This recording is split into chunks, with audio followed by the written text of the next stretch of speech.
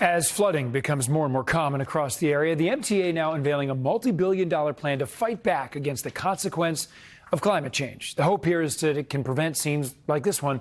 Metro North tracks flooded out, rain pouring into subway stations. News 4's Andrew Siff live from Grand Central with what they're going to do about it.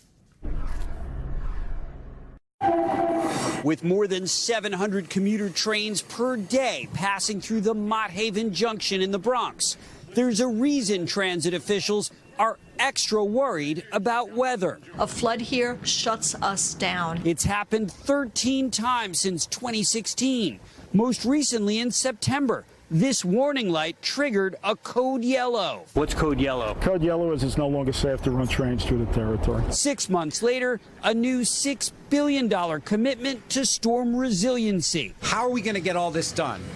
We'll need to make direct investments in new infrastructure. The MTA's chief of capital construction telling us major investment is needed for better drainage here. And also a new plan for subways, all too prone to rainwater cascading inside.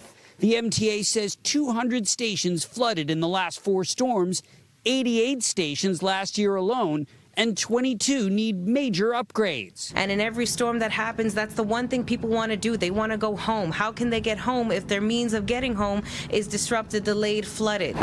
One solution is vent covers, which the MTA uses ahead of forecast storms now. But they're looking at a more permanent seal, especially since extreme weather sometimes ramps up without much warning. Other priorities include the Hudson line of Metro North, where rising sea levels have inched the river too close to the tracks.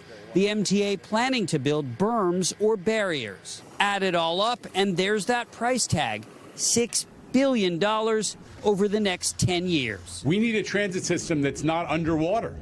That's what we need. Some of the resiliency projects are already underway, but the long-range plan depends on the MTA finalizing its capital budget at the end of this year. In the Bronx, Andrew Siff, News 4 New York.